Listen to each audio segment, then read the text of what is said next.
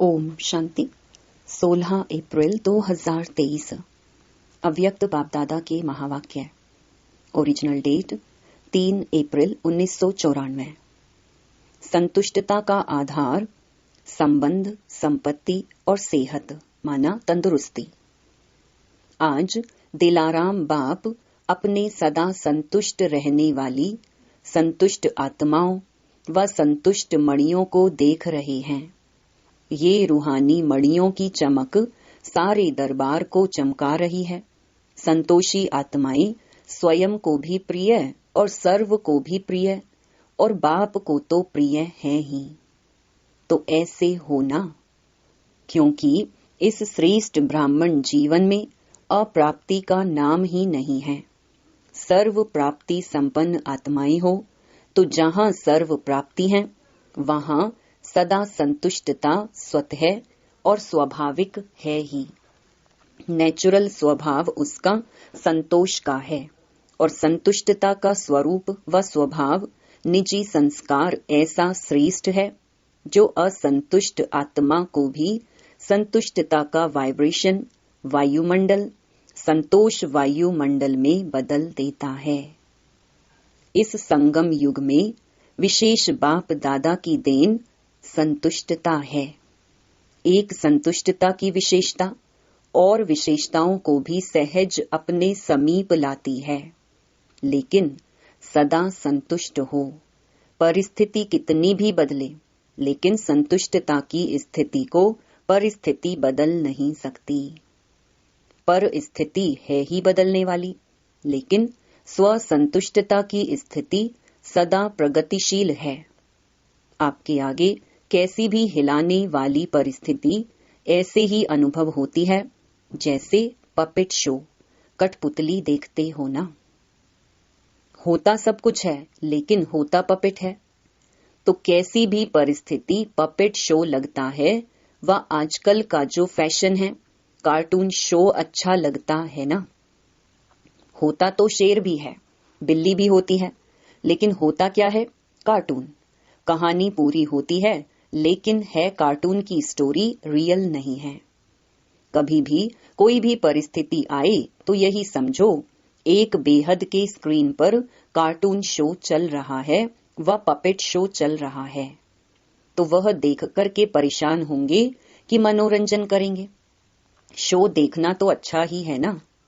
तो यह माया का व प्रकृति का यह भी एक शो है जिसको साक्षी स्थिति में सदा संतुष्टता के स्वरूप में देखते रहो। अपनी शान में रहते हुए देखो, संतुष्ट मणि हूं, संतोषी आत्मा हूं। ये है संगम का श्रेष्ठ शान। तो शान में स्थित होना आता है ना, कि परेशान होना अच्छा लगता है। सदा संतुष्टता की विशेषता को इमर्ज रूप में स्मृति में रखो। प्राप्तियों में विशेष संबंध और संपत्ति आवश्यक है। संबंध में भी अगर एक भी संबंध अप्राप्त है तो संपूर्ण संतुष्टता नहीं होगी। तो संबंध में भी सर्व चाहिए और अविनाशी चाहिए। अगर कोई भी संबंध विनाशी है तो अप्राप्ति और असंतुष्टता स्वतः हो जाती है। लेकिन एक ही वर्तमान संगम युग है जिसमें सर्व अविनाशी संबंध एक बाप से अनुभव कर सकते हो। सतयुग में भी संबंध बहुत थोड़े हैं, सर्व नहीं है। लेकिन इस समय जिस संबंध की आकर्षण हो, अनुभूति करना चाहे, वो संबंध परम आत्मा द्वारा अनुभव कर सकते हो। हरेक के जीवन में संबंध की भी अलग अलग पसंदी होती है। किसको बाप का संबंध इतना अच्छा नहीं लगेगा, फ्रेंड ज्यादा अच्छा लगेगा। लेकिन एक समय पर और एक से सर्व संबंध प्राप्त हैं। सर्व प्राप्ति है कि कुछ रहा हुआ है। पीछे बैठे हुए क्या समझते हैं? आज नए नए को आगे बैठने का चांस दिया है। अच्छा, जो इस कल्प में इस बार पहली बार आए हैं वो हाथ उठाओ। भले पधारे। बाप दादा भी पदम गुणा स्नेही संपन्न वेलकम कर रहे हैं। नए होते भी कल्प कल्प के अधिकारी हैं। ये तो समझते हो ना। बाप दादा सदा कहते हैं बड़े तो बड़े हैं, लेकिन छोटे समान बाप हैं इसलिए सदा अपने रूहानी बेहद के संपूर्ण अधिकार के निश्चय और नशे में रहो। बेहद का नशा है, हद का नहीं रखना। देखो कितने श्रेष्ठ अधिकारी हो जो स्वयं बाप ऑलमाइटी अथॉरिटी के ऊपर अधिकार रख दिया।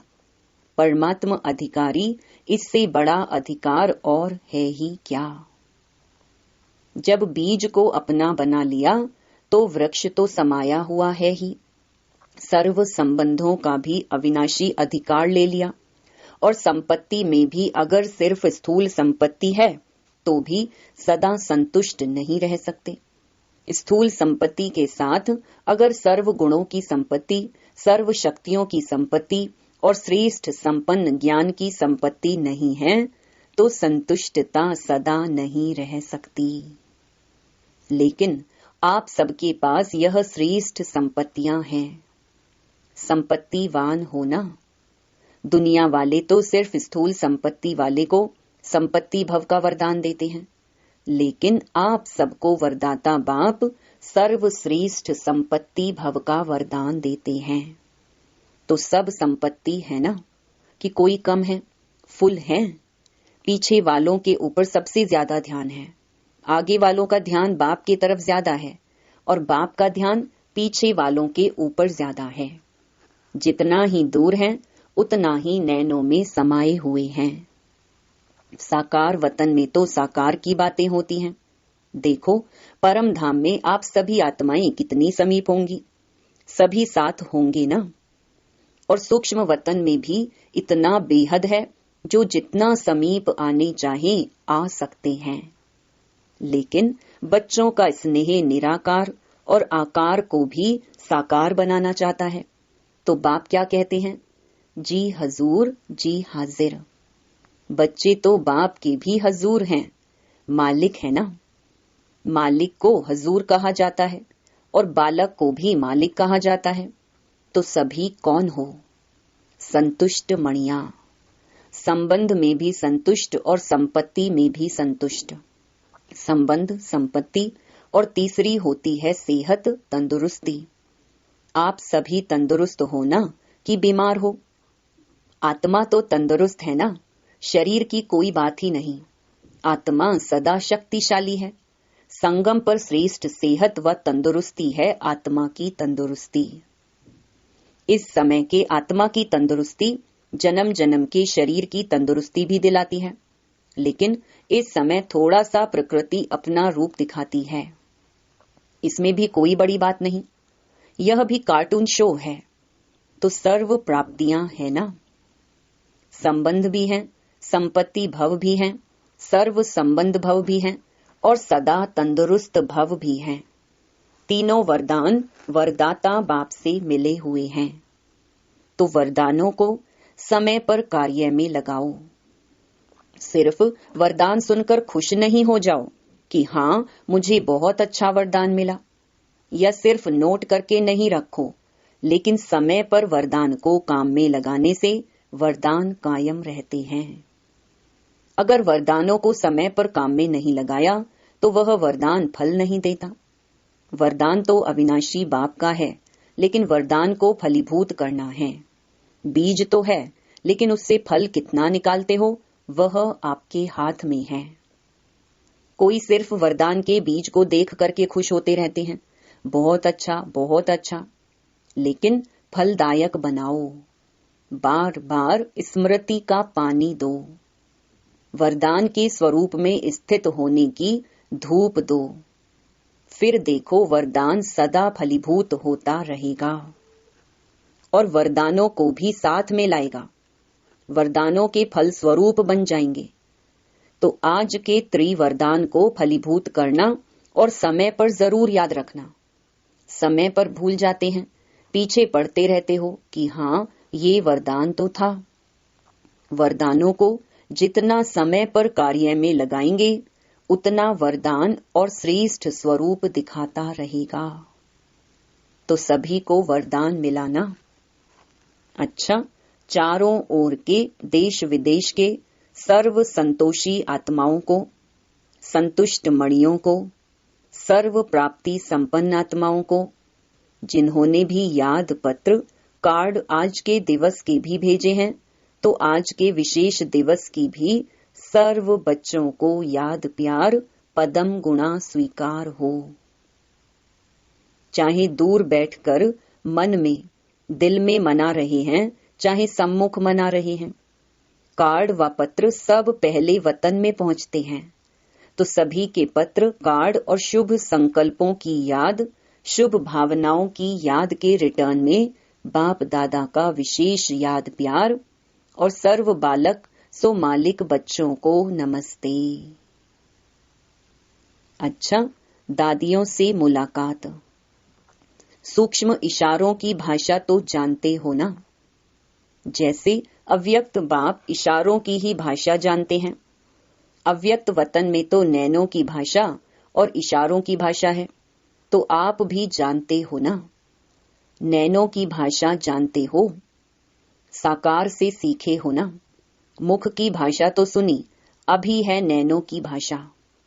नैनों की भाषा बड़ी प्यारी है, आवाज से परी तो जाना ही है, फिर भी बाप जी हजूर तो करते ही हैं। अच्छा, अव्यक्त बाप दादा की पर्सनल मुलाकात। पहला, स्वयं और समय पर भरोसा नहीं, इसलिए दृढ़ संकल्प से कमजोरियों को निकाल दो। सभी अपने को विश्व सेवाधारी अनुभव करते हो। विश्व सेवाधारी व विश्व कल्याणकारी वही बन सकता है जिसके पास सर्व शक्तियों का खजाना संपन्न है। तो सर्व शक्तियों का स्टॉक जमा है। सर्व शक्तियां हैं व कोई शक्ति है कोई नहीं है। कभी कभी कोई कम हो जाती है।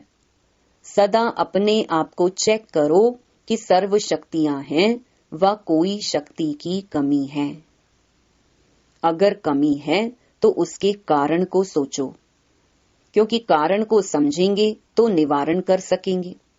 क्योंकि ये माया का नियम है कि जो कमजोरी आप में होगी उसी कमजोरी के द्वारा ही आपको माया जीत बनने नहीं देगी।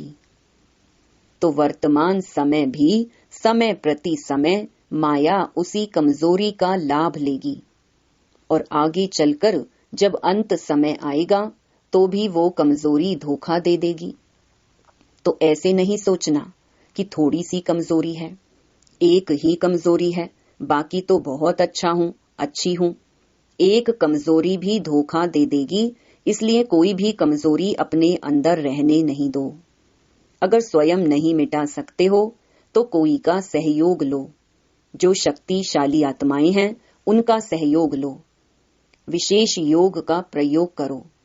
किसी भी विधि से कमजोरी को मिटाना ही है, यह दृढ़ संकल्प करो। यह भी नहीं सोचो कि आगे चलकर हो जाएगा। नहीं, अभी से निकाल दो, क्योंकि स्वयं पर और समय पर कोई भरोसा नहीं है।